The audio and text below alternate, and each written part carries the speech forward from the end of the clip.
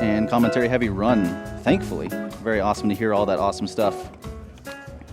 We got $50 from Glenn R. Thanks to all the runners and staff for a great event. Thank you for tuning in, Glenn. $100 from Noodle Legs. Thanks to all the runners, it's always fun and interesting to watch the wide variety of games being run. $20 from Go Wade. Finding it hard to tear my eyes away from such a beautiful run long enough to donate. Thanks for the awesome run and dev commentary. $20 from Hudson D. Great work, guys. Thanks for giving me the perfect excuse for playing games. Looking forward to the Mario 64 runs. $100 from Licenseless Rider. Here's actually $100. I really like this game, so whatever. Maybe this game will inspire me to finally become SS+. Oh yeah, put this money into the really hard thing if that's not already good. $500 from Lowell from Cleveland. I've been watching for years, but this is my first time donating. Figured I should make it a doozy. Shout out to the organizers for putting together such a great event twice a year, every year.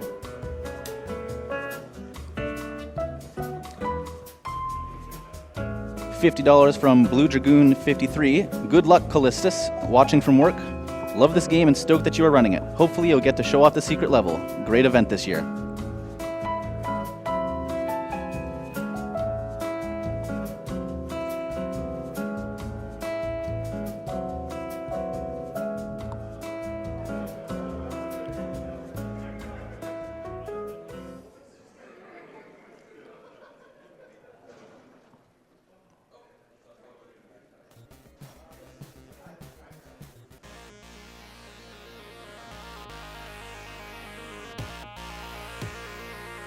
$50 from Anonymous. MSF is one of my favorite charities. Let's make sure they have the money they need to do their work. We should also make sure that the 100% incentive for A Link to the Past is met. More Zelda is always better. I can't watch the event live this year, but I'm looking forward to watching many new runs on YouTube.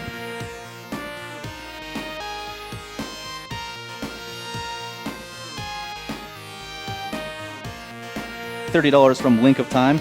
Hey Callistus, Link here. Wishing you good luck on your run and would like to thank you for taking your time to help out such a great cause. P.S. I have lit a brazier just for you. Inside joke.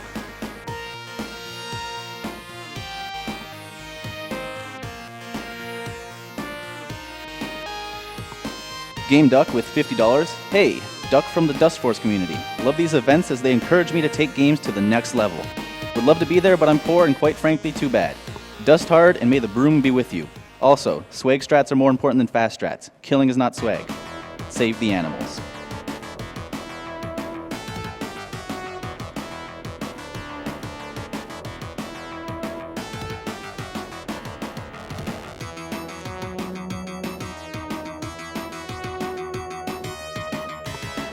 $30 from Zeralin Gaming. I had to donate during the Dust Force DX run. Easily my favorite speedrun to watch.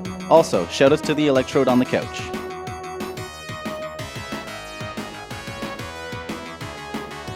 $15 from Vavlo. Hey guys, so glad I managed to catch SGDQ this year. I have insane amounts of respect for all of you, and it's great to see gamers coming together to do something amazing for charity. As it's so close between them, I put my money to saving those animals just to even things up. Also, Bossy Run hype!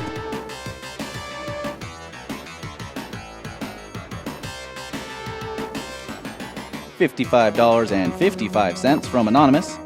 Have been watching for a long time and first time donating, so that's always nice. Thanks for an awesome event and good luck to all the runners.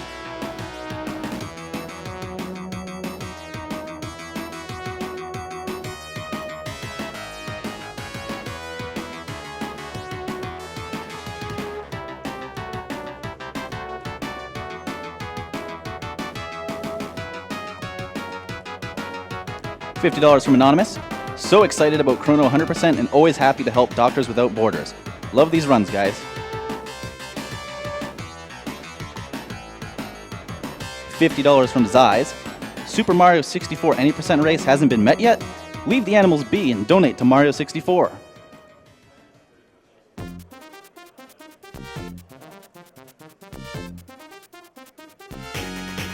$50 from Anonymous. Can't wait for Super Mario Sunshine tonight. This is going towards a hoverless run. I'm new to GDQ and it's great to see all these awesome games played for an even better cause. Also, kill the animals.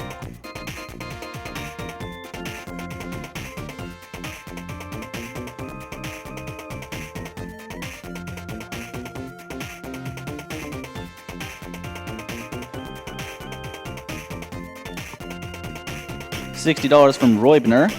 Another great SGDQ. I will keep watching the entire weekend. I need to see Chrono Trigger 100%. Wonder Shot. Congrats to all players. Can't wait to see AGDQ also. And of course, hype!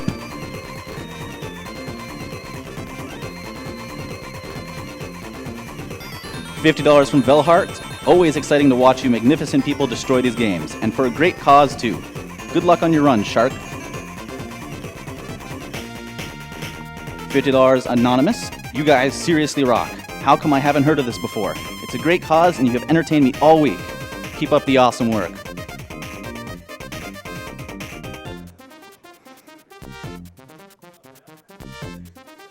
Alright, I gotta make sure I get this one right. We have $1,199.99 from that says, "Toot-toot-oo. Greetings from the Baka Brigade. We would like to thank Cherno for fostering this little community of ours that we love so dearly. We would also like to thank the entire GDQ crew, or the GD crew for short, for arranging such a great event for such a great cause. And of course, the best of luck to Shark. By the powers that be, may you beat Wings of V somewhat speedily. Keep up the good work, everyone."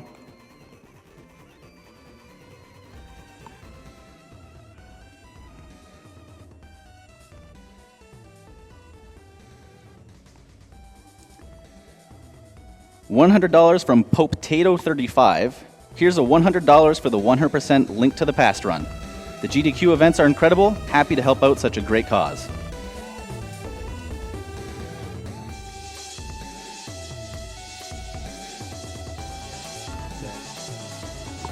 Oh, 50. Okay. Oh. All right.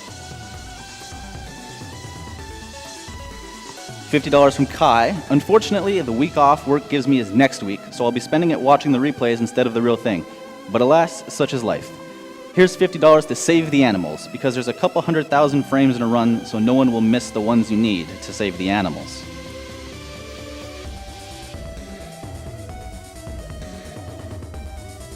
All right, we good? All right, we're good to get start going? All right, I'll count off.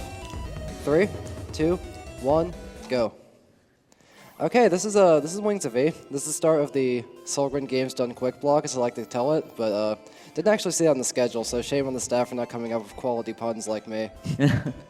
Okay, we're gonna do a quick roll call on the couch real fast while we're in the tutorial area of this game. I'm Shark, I run this game. You guys? I'm Reki GG. And I'm Fosho. I'm Cherno. So yeah, Couch is going to help me commentate during a couple bosses where I'm going to want to shut my mouth to be able to actually focus. The game's a little difficult, believe it or not. It is a Solgren game, so hopefully nothing major will happen, but some shenanigans will ensue at some point. Yeah, dying is a very real possibility and will happen probably, hopefully not too much, but you can die in a lot of places in this game. So I don't start with too many movement options in this game. You can tell I just have one jump. Notably, I can walk off a platform and still use my jump because the character does use wings to jump. I've also got some ultimate melee weapons you'll see me switching between a lot in the run. It does, you have to stop attacking the switch, so it can be a bit of a, like you have to dedicate the switching when you're switching. This first area isn't very hard. There's going to be some tech. We're going to pick up a flutter jump and a slide for more movement options in this area. But first off, there's not too much to do. However, there is a damage boost coming up real soon. So what I'm going to do is I'm going to manipulate this enemy to go above my head here, do a full jump there, sending him below my feet, and I can jump out my damage and get him there. Now these teleporting fire guy enemies are the absolute worst with RNG. They basically ruin everything always, 100% of the time. Yeah, anywhere there is a fire guy who could possibly troll you, chances are he will take that opportunity to troll you. Yeah, this one here, he might be a jerk. Oh, I spawn killed him. Their hitboxes are actually really wonky. They appear before they do, and then they disappear and reappear. I can't really explain it. It's just too weird to even discuss, honestly. But if they want to, they can just like teleport below platforms and be unhittable and waste a lot of time. As you can tell, I now have a flutter. I can use my flutter before or after my jump, really anytime after. It's a very core movement mechanic to this game. Now, I couldn't cross early there because his dying hitbox would have actually knocked me into the spike, so I had to go back to the platform. Some quick weapon switching gets me through fast. I don't think I can get this early cycle. I'm going to try. Come on. Oh, I barely got hit by the middle arm there. That's fine. Just have to wait up here. It's like 1 second time loss. So I can tank through this one up here. And just take this guy around here. There's a heart there, but I don't need it for the next portal. So what I have to do here is that the portal's going to spawn a couple enemies. I can take the first wave outside of the area, re-enter, which resets the portal's wave spawning in HP. This spawns the second first wave, so it actually gets the portal down a lot faster as I finish it halfway through what is normally the second to last wave. Notably, I only have to kill one of the stupid fire guys, which since they always are really far away from each other on average, it actually saves you a good amount of time, on average 5 seconds. They have a real name, but I refuse to use it. For any of you who are curious, the real name of those enemies is Chars, but it's Chars. It's hard to say. Someone suggested I call them Charmanders, but I wouldn't want to disgrace Charmander if what fire guys do to runs. So this is the first boss. You can only hit the boss once a cycle. It doesn't really matter if I get hit by these attacks or not. So I just used a really slow, strong weapon. This is the last we'll see of this weapon because it has both a really long swing up time and a swing cooldown time. So we only use it for this boss and nowhere else in the run. Cool boss, hard video game. Alright. So this is where it gets really annoying and the platform gets annoying because the next area is going to be very cycle-based. Everything's going to be going on a global timer that's going to be set when I load the area going for this door. First here, I'm on an early cycle, so this movement's a little precise. If I get it, I'm going to make it before the shot at the top gets me. Nope, no good. That's not going to be good for the cycle in the next room. I'm going to have to wait a little bit when I'd normally be able to go for the room at full speed. Thankfully, at the save after that, I can reload the save and set up the cycle again, so that the next save is going to set up the cycles perfectly for at least the next half of the level.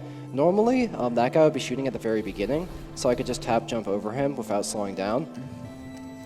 But there's a trick I want to do right at this save, so I'm going to reset this to reset cycles. Now what's going to happen is there's going to be another flying enemy called Convings. I'm going to manipulate him around me by jumping here, doing a small jump here, get him to circle around me, and if I get it right, nope, almost. If I did it right, I would have been able to damage boost up to the upper platform I just landed on in between the turret's cycle, the shots it's firing on. It saves a few seconds, but it's a bit tricky to get, but it's worth going for. So I can take the Conving down, and he hits me for 20 damage, which means I have an invincibility frames during the 60 damage shots. That room cycle ended up being pretty good. So this is the first real boss of the game. People actually get stuck here for a while, but I'm just going to stand in his face the entire fight and make it look really easy. 34 damage is actually really good. 34 is the max you can get. This boss has a lot of RNG because you basically tend to kill him in one attack, and he has 5 different attacks he can choose, but this is actually a pretty good attack. He'll die after this before he gets his enrage phase off.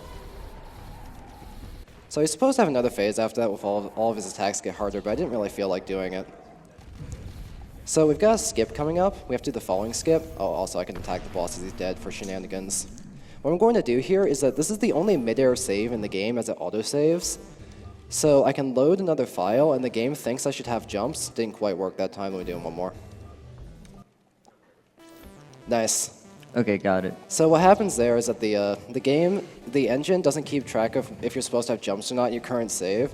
So if you load a different save and reload your original save, the game actually thinks you're allowed to jump, and you have just enough time to jump out of the area that auto-scroller spawns in before it takes away your control. Sticky keys! Oh no, we sticky forgot to remind keys! you. No. Sticky keys! Let me disable sticky. Like, Oh my God, I had literally one job. You had one job to remind me I about literally wrote, remember to turn sticky keys off on my pass, and I still didn't do it. This is what I get for using shift for my action button.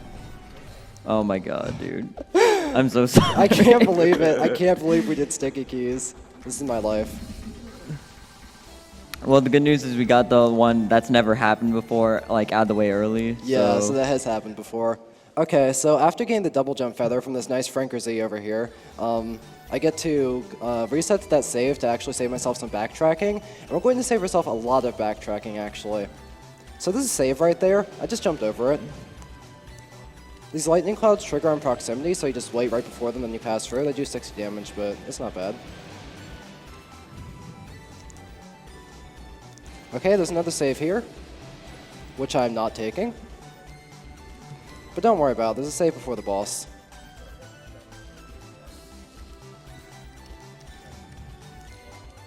Alright. And I'm not taking it. Okay, so this is the Electram boss. If I'm really unlikely, the game might crash after this. If it does, I have a backup save, but it shouldn't happen. If it does, I'm just going to blame Marathon Luck. Alright, he enters his Enrage phase here. A lot of bosses have a separate phase, where they'll either make the fight harder or they'll do some sort of invincible attack. I'm usually going to refer to these phases as Enrages from now on. Most bosses in this game will have something referred to as an Enrage phase. He's completely invincible during this, so it's mostly just kind of waiting around. Now I know which attacks he's used, so he can either use 1 or 2 attacks, so I'm waiting for it. Oh, I'm unlucky. This attack he's invincible on, so if he chose not to do this attack, I could have killed him before and saved a little time. Yeah, there's a 1/4 chance if the fight is done correctly that he doesn't do that attack at all, and that's much faster than if he does. Okay. Oh, game's slowing down. Run out of RAM. Oh my god. We're out of Electram. Don't crash, don't crash. And okay, we're good. Okay, sick. Okay, so we get to reset all the way back to that save because we skipped every save on the way to the boss. Magic, yeah. So now, we actually have a choice of which area to go to. It's about a second faster to do this right area first. This area is really annoying because of the bee enemies follow you and they're extremely random and do a lot of shenanigans, especially when you're trying to do a skip where you skip saves so you have no HP. Trying to do a fast strat here where I re-land on the base of this wind stream by falling in on an angle. Nailed it. I'm resetting there to set up cycles later in the area. I'm trying to get a fast strat here. Skip the phase.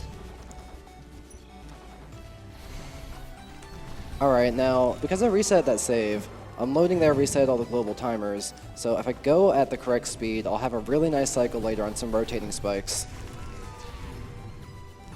Now there's an upcoming skip coming up. It's either called the Veil skip, or we call it the Phraseless skip for the person who invented it. He basically applied every damage boost strat to this game, so yeah, shout out to him for doing basically everything. Anytime you see a damage boost in the game, he came up with it. So that was the cycle I was getting for the cycles in these spikes. It was very clean because I skipped that save. I'm manipulating this shot that hit me, and that's a 30-second skip. But it's not over yet because you still have to get through this section. With 3 bugs chasing me, this windmill's really scary.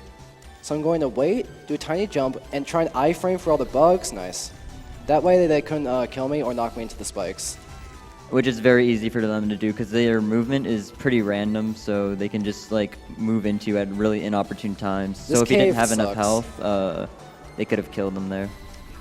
Oh, yeah, this cave really sucks. The community's named this thing the Troll Cave. It actually used to be even more annoying. I can get sniped onto those spikes by the rock thrower randomly. It's super obnoxious. You have to be really careful on that jump because your feet dip below the spikes very close by. I died the first time because I was trying to get the early cycle to swag, but we're not going to get that.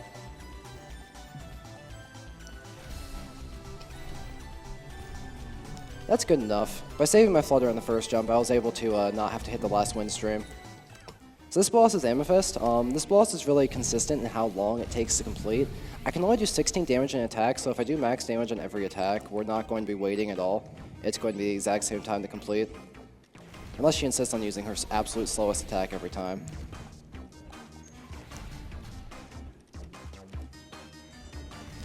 Notable about this boss is that she has 2 enrage phases. So she's going to do an enrage attack, the Death Beam attack, right after this. And the entire fight pace is going to be sped up, and she's going to do this twice. Some of the sped up attacks at the end could get a little brutal. This Death Beam does 90 damage if it touches me, and I have 100 health, so...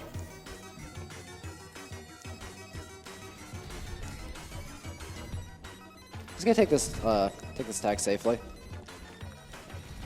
I missed a little damage, but her health is not a multiple of 16. In fact, if you miss no damage, then you only have to do 5 damage on the final attack to finish her. So I can miss a little damage and not have to do any extra attacks.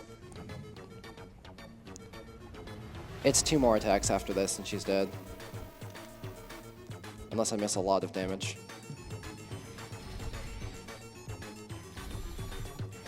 I can manipulate these things to circle me, but I was trying to get in damage and the fire pattern was bad, so had to tank a little, but I had plenty of HP, so it's over. There's actually a frame-perfect mistake you can make after that boss. If you try and skip the cutscene, with the menu button, the frame it appears, and this game runs at 60 frames per second, you will actually soft lock the game and have to redo the boss, as the boss doesn't actually stay. The flag doesn't trigger to have the boss stay dead until you finish the cutscene, and the cutscene won't play properly if you try and skip it on the frame it appears. So, if that happens in Marathon, I'll probably scream, but in most places it isn't actually a soft lock.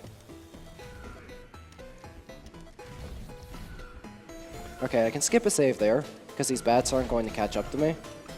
What we've got is that there's switches and lasers in this area. Every switch is tied to every laser, so hitting a switch will take down every laser in the entire level for some reason. This will be important later. There's not much else to say for a little bit, so this would be a really good time for a donation or two if you want to hit some. Sounds good, Shark. We got $100 from your chat. Oh my god. Shark, chat is cheering you on, and Phraselow made it. So if anything goes on, you know who to blame. Hashtag save the sharks. From an angry dragon, Diviton, Cake Sauce, runner's choice. Okay, this is going to go to save the animals. As a shark, I think we should save the animals. Besides, saving the frames in this game gets you a soft lock on cutscene skips. True. Alright, so you can actually one-cycle this room by damage boosting through it, but it's actually really tight timing to get for that laser I just passed. So it's a little bit of a scary strat that I'm not that fond of. There's a lot of swag strats I'm hoping to go for. I'm only going to go for them one time usually. If I fail, I'll go back and do it normally. So there's kind of a triple save skip to do here, not because we're going to use a reset for backtracking purposes, but every save is just out of the way. So we go down and get that secret, the only way to see an any %, get that nice achievement. Can't wait to show my friends on Xbox Live. Okay, so we're going to go for this area. There's going to be another save after this, but it's really out of the way since you have to leave and re-enter the water. That one takes a few seconds to get. We call it the save of shame if you actually go there to get it. You shouldn't get hit in the previous rooms. And now this is a save before the boss. I'll take it as a marathon save. I have 100 HP, but I don't want anything to go wrong. Now this boss is actually immune to melee damage. So I'm going to be doing the fight entirely with my range attack, which I got after the Electron boss. My fire rate is based on how fast they recharge, and they recharge at a fixed rate. So as long as I'm continuously firing them and not letting them charge up fully, I'm doing the boss as fast as I can. Notably, he's going to fire some bombs, and I'm going to want to kill these with my melee attack. That way I'm not wasting any orbs. If those bombs hit the ground, they leave a carpet of fire, which does not despawn. So it's kind of a massive pain if he gets away with any of those.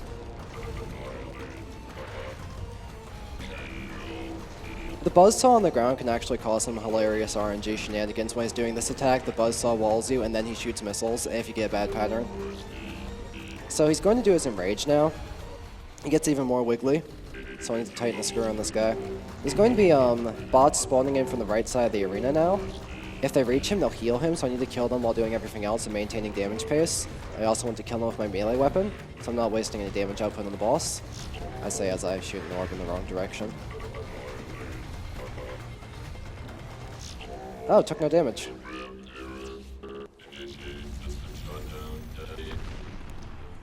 Alright, there's a watch there. Keeping track of your time is worthless in a speedrun, so I don't see any reason to go get that watch. It also wastes time because it plays a silly little animation when you grab it, so you just skip over it. There's a fast cycle I want to get here. So I can shoot that switch from outside because walls aren't really solid when it comes to shots. 1 second, waiting to cycle here for safety. Once again, walls aren't really solid when it comes to bullets. Skipping 2 saves there, mostly because they're kind of out of the way. And because grabbing that save ruins the cycle for this room. Every save, or every switch is connected to every laser, so I can just kind of skip ahead and hit whatever switch I feel like hitting in this room.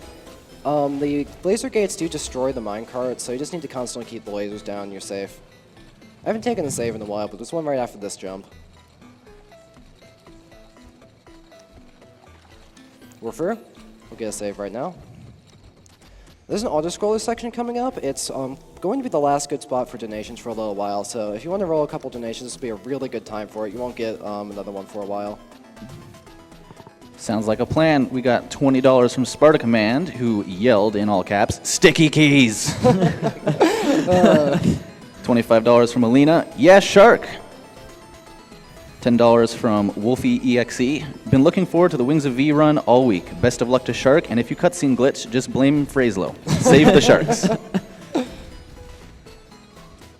$77 from Lucas153. I'm a longtime fan of the Games Done Quick events, and finally it is weekend, so I can enjoy the show. Good luck to all the runners, so hopefully we will see some world records. Have fun, and keep on trucking. I would like to point out that guy kind of precise quick kill on that bat is actually entirely meaningless, but makes me feel good. So we're coming up on the Terravine boss here. This boss is a little scary because he has one attack that's really slow. He's got some spores that do different effects to you. They can damage you, paralyze you, or kind of resident sleeper. I can set up this vine attack, jumping at his face since they're based on your last position. So I can get constant damage while also dodging and destroying the vines. His attack pattern is random. I'm hoping he does not use the spores attack. Since with good damage output, I can kill him before he uses it if he chooses it as his last attack, but it's really rare. So he does this giant laser. We can stop it by using these minecarts on the left side of the arena. This is the spores attack, sadly. The minecarts do a little bit of damage, so I take all of the minecarts at once. No spores hit me, I'm good. Looks like he's going to end of his laser attack, so I'll be tanking through that. You can actually die on this boss, but if you're standing on the right spot, your dead body will pick up the toolbox he drops, and you'll actually be able to complete the fight, as that's the trigger for finishing the fight.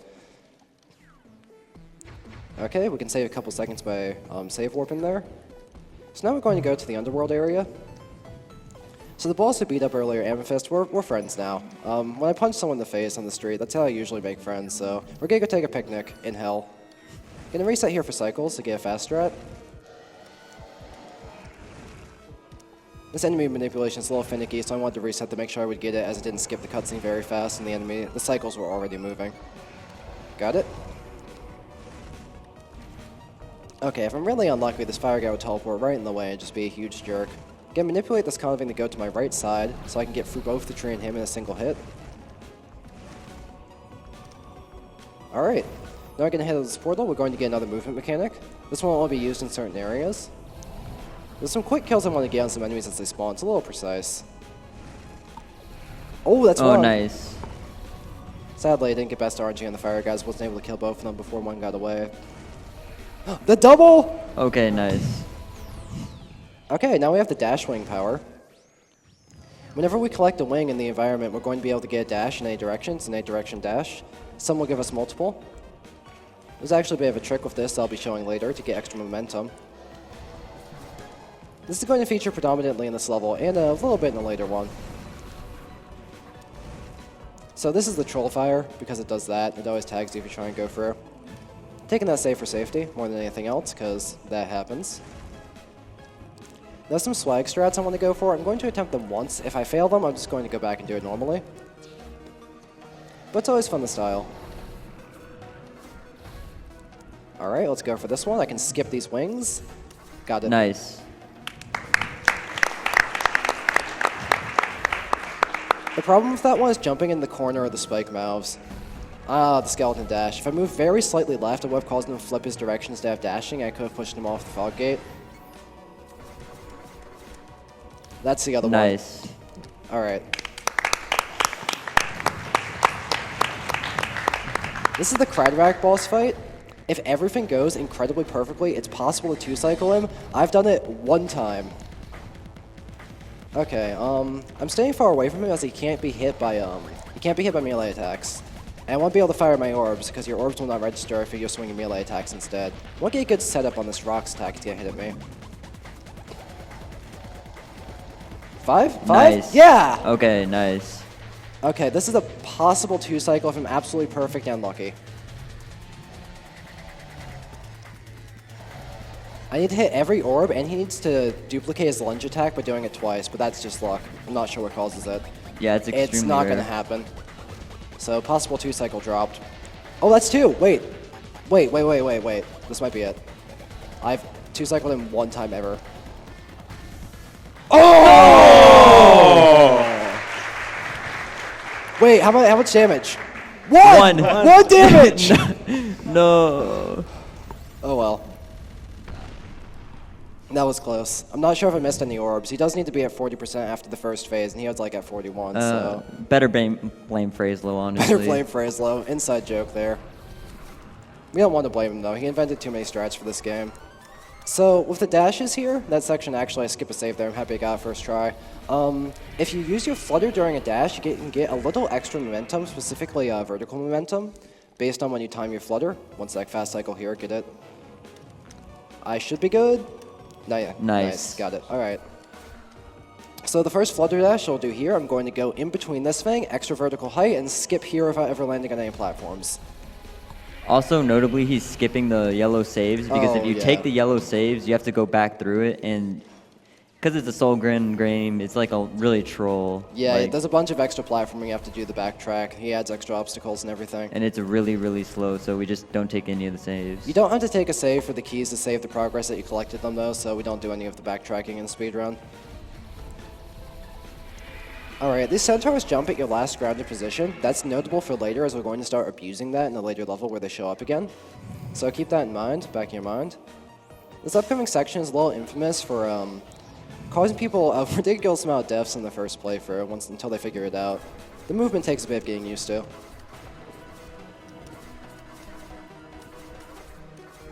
Troll spike at the end that jumped over the note.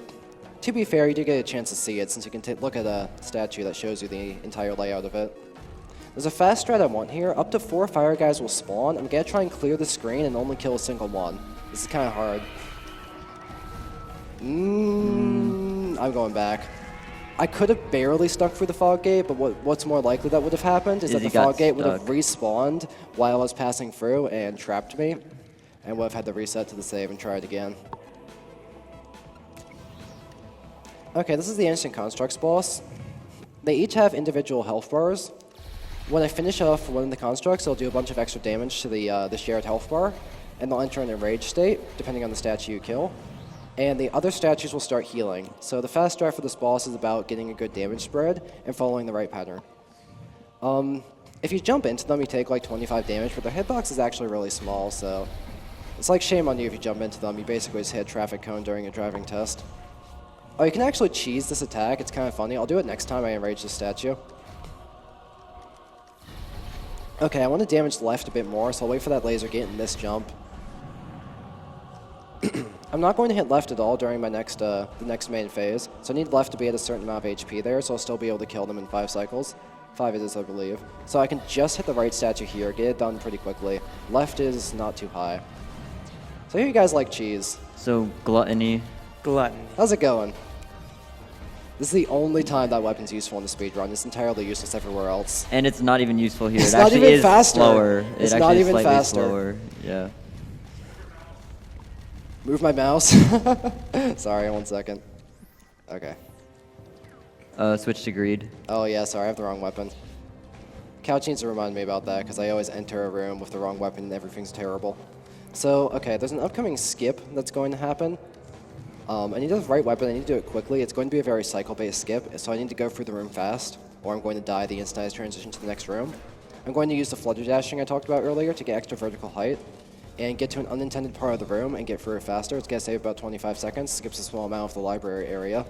So first, in this room, I get a reset here for cycles, for the rotating black holes. Stand on the very right edge, damage boost up here, that's actually pretty precise. This resets cycles too. This is the library skip room. Alright, let's get this first try. We're up. Nice.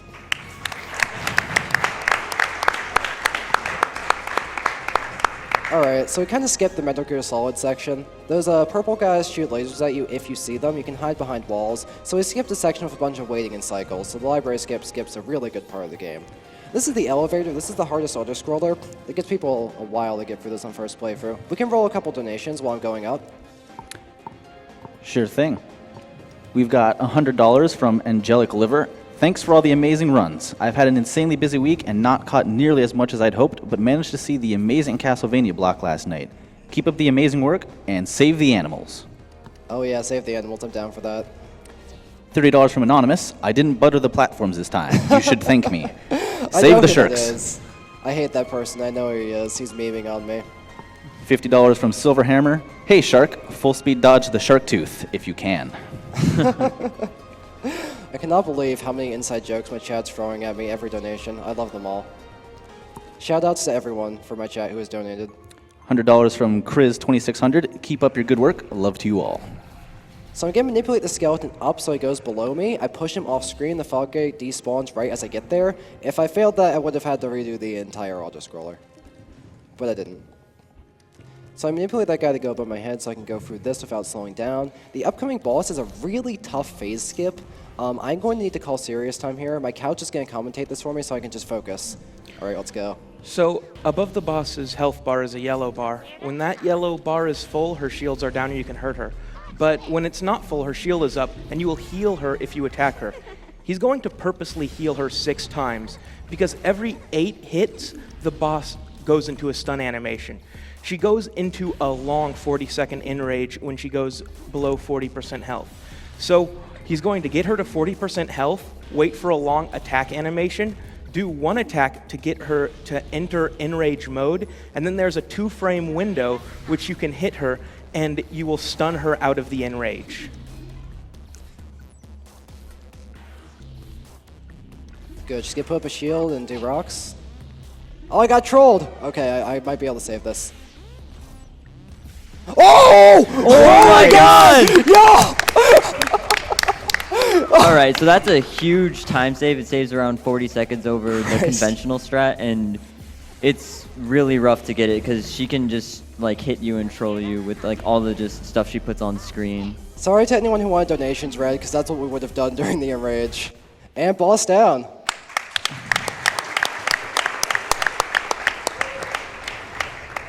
I think I'm actually on PB pace here if that's skip.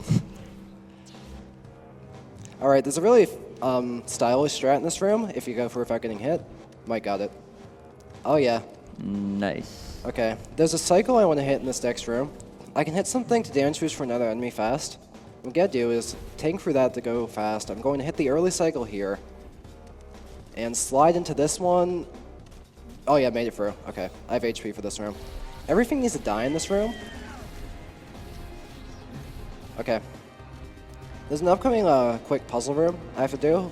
I just have to enter a password. Notably, after this puzzle room, I'll reset to the save I just took, and there's going to be a cycle-based skip I'm going for. So I need to do it really everything fast and optimized once I'm out of this room. I hit reset right before the text box comes up, so I don't have to go for the text box. The text box is unskippable. The text box is a trigger to lower this gate here. It lets me reach this area. We're through. Normally we'd have to wait there. Alright, this is the ceiling room. I like this room because the room's about going fast. Those levers make the ceiling go up a little bit, so you have a little more time. I'm going to skip 4 of those levers and just go fast instead.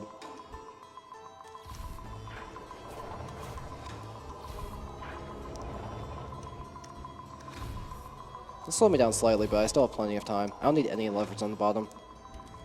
I like to flutter into the ceiling of that those little decorations there, make it safe. You go for a fast strat in this room. Oh, nice. I got it. I did that without slowing down. Yeah, it's much safer to flutter over those spikes. But then you have to wait to land after your flutter, so you're actually wasting a couple seconds. There's a manipulation strat in this room. I'm going to send these guys around me and take them all the way to the left without killing them. There's going to be a fog wall that's going to stop me, but the goal is to take them both to the left. The centaurs get a jump at my last grounded position by a centaur, and we're through.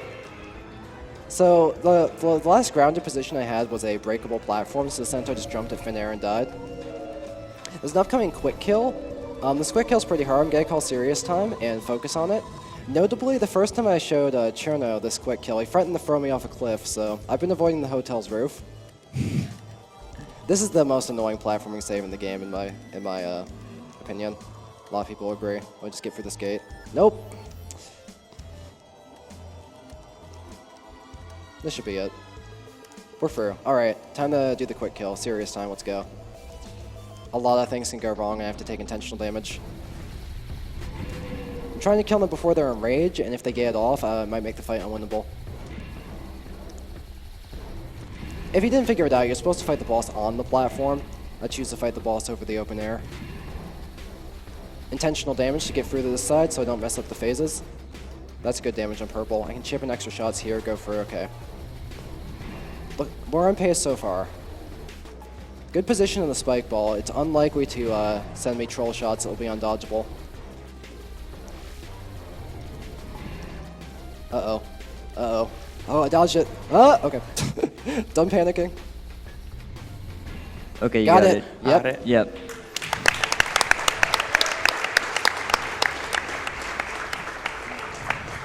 It's faster to hit the respawn button after the boss than it is to wait for the death animation, as the fog wall preventing you from exiting the arena instantly despawns if you just reset.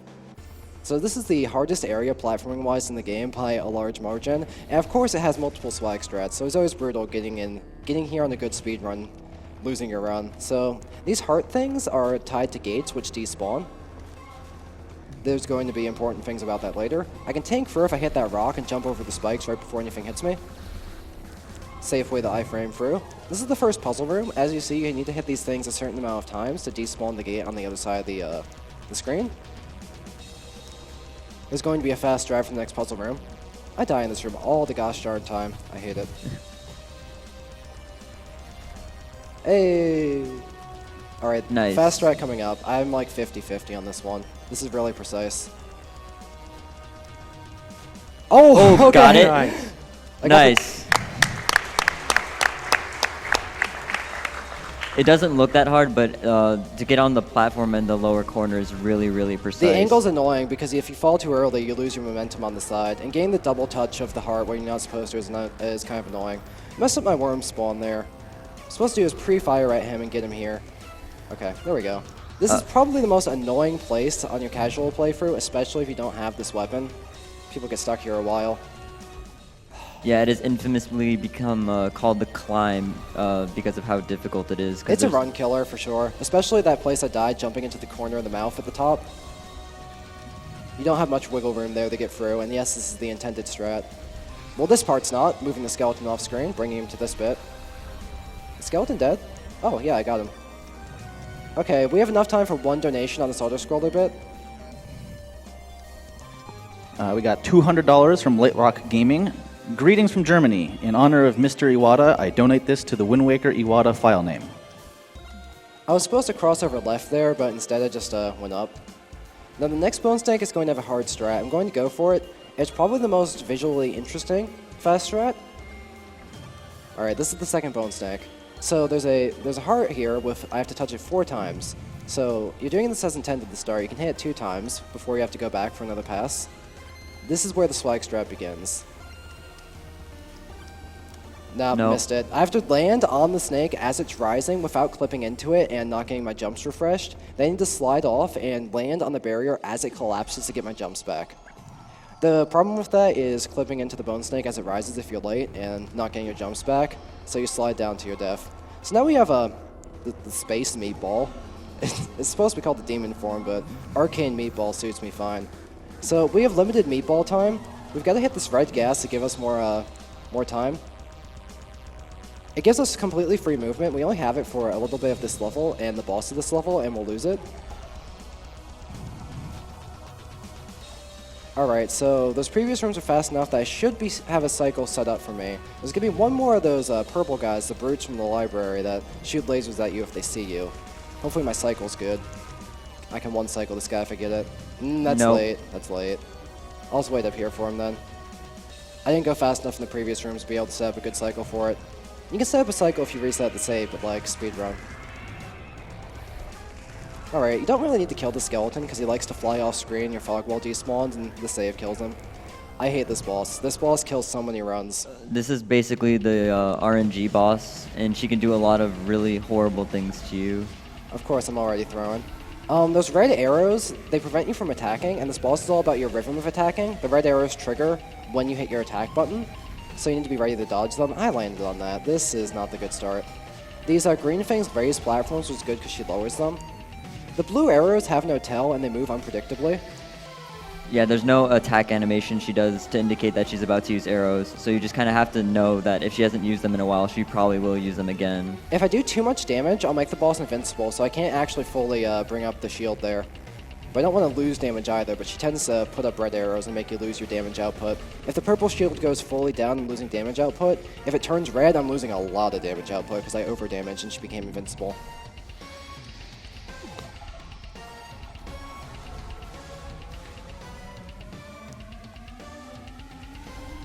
Oh wow, okay. Gravity almost claimed me there.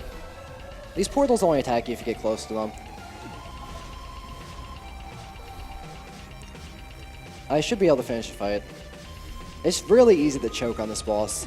It's important to stay near her so she won't do a drive-by and fly across the entire screen with firing arrows. It's awful when she does that. We're done. Nice. That's Cherno's favorite boss, right? No. I don't think it's anyone's favorite boss. Alright, so our friend Amethyst is helping us out. She's going to help us kill all the enemies here. If she would shout at them. Thank you. That took you long enough. She's also going to give us some platforms here. So she just kind of puts them in front of you, helps you progress normally, until she's a huge jerk, thanks. Okay, so the last spike in the game you can possibly die to is coming up. There's two strats for it. One involves slowing down. I like speedrunning, so I occasionally die to it. A previous runner of this game, Oga, dubbed it the Shark Tooth of my numerous deaths to it and the fact that he never dies to it. This is the Shark Tooth coming up. Please no. Oh Okay, my nice. god, I was so close! Please don't do that. God. I was like a pixel away. Speedrun. Okay, this save is useless because the cutscene autosaves and the screen transition refills your HP. Anytime the game loads a new screen, your HP gets refilled, regardless of a save or not. So this boss is the warm-up to the final boss. He's not that bad. The skull and the ceiling will build up his enrage meter, which we do not want to happen. So I'm going to be hitting the skull away from me. Doing this boss fast in a speedrun is really hard because he's about to do a spikes attack. I need to get headshots on these, basically. One. Nope. Oh. I was too far in. His fight speed goes up the longer the fight lasts, and it's also dependent on his enrage bar. So optimal setups for triple spiking and also getting headshots are a bit tricky to get. I like to damage the third spike down to 1 HP while breaking the second one, so it won't go away by the time I break it. The long-range weapon works here. Even though it's weak, you can hit his weak point easily and safely. That's how you break all 3 spikes, not how you hit all 3 spikes. Optimal fights of this boss are annoying to get in a good run. What sucks is at the very end. He's gonna die now. He doesn't die at 0. Kinda kneels down, turns into a super form. So we're gonna take all of our friends over. We have to wait for them, actually. And we're going to outpace them. So we have time for 1 donation before the final boss. Sure, how about $100 from the K's who says, "Go Shark"? Alright. So, okay, the final boss, I have to hard count with, I count to the music, so I'm going to need silence. After that, I'm going to shut up and focus, and the couch is going to commentate this boss for me. There's a lot of things going on in this boss. It's really easy to choke. Alright. So we're going to have silence until I've gotten the audio cue early in the fight, then we're going to start commentating.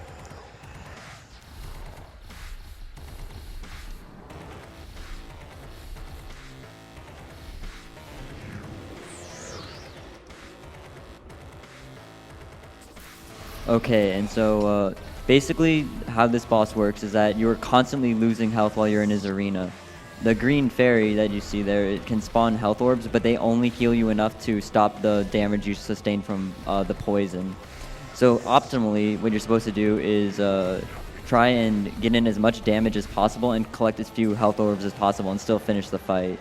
But as you go faster, the fight gets riskier and riskier if you skip health orbs. His enrage is also really risky, and there's tank strats to make the enrage a lot faster.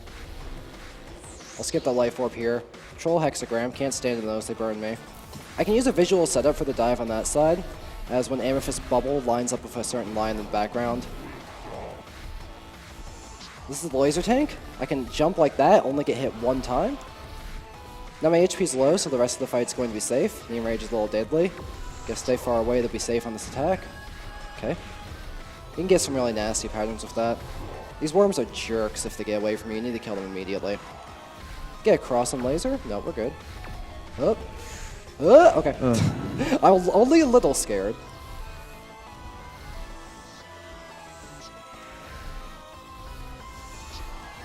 Nice. Oh my god, that was such a good fight. Honestly, is that PB? No, okay. Oh, wait, I forgot my time. Yeah, it's time. Sorry. Okay, so I'm thinking that might be a PB. We use the in-game time for this game as there's a difference between loading time if you're playing on keyboard or controller.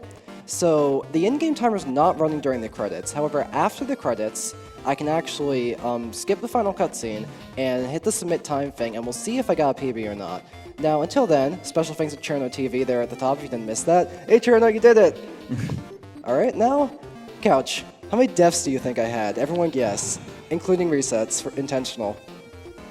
29. 20. 24. All right, we'll see who's right. Skip for all this. 26. Nice.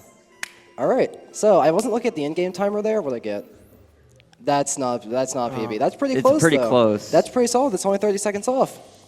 All right. And that's Wings of E.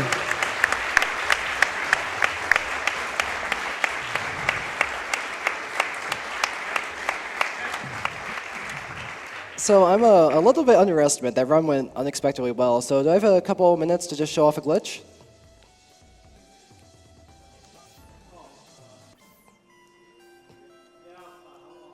It'll just take 1 minute. All right, let's do this. So there's an out-of-bounds glitch that was actually used for an obsoleted way to skip the final cutscene before it became skippable. We call it the faux skip for faux show on the couch there, but sadly it's no longer useful. What this does... Thanks, Solgren. Thanks, Solgren. What this does is when you leave your save, and if you re-enter it extremely fast, the game doesn't properly update your position data from what the save is telling it. It's just taking it from where the game engine last thought you were. So this was originally used for wrong warping that totally broke the game. As a countermeasure to fix this, if you load your save like instantly after, you're instead sent to point 1-1 on the map, which is the top left corner, and your position is later updated if you actually load the save properly. So what happens is that you F2, menu, go in really quick, too slow. There we go. And we're here. So what this actually sends you to the top left point of any map, there's actually this river stretches all the way across the left. You could actually try to get to the level from this place, but if you tried that, kill box. There's absolutely nothing you can do here. It's just fun to show off. We can also show off is that everything on the map, like dead-end doors or rooms that you can go into to talk to NPCs, is all kept at the beginning of the map. There's no way to clip inside them, but you can just kind of watch them running around. And there's usually debug items and stuff you can find around like that. Nice wings. I should put those on.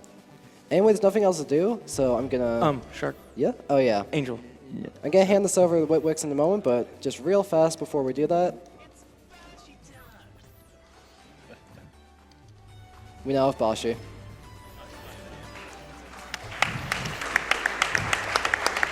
All right, and it's Bashi time. It's Bashi time. Gonna hand it over.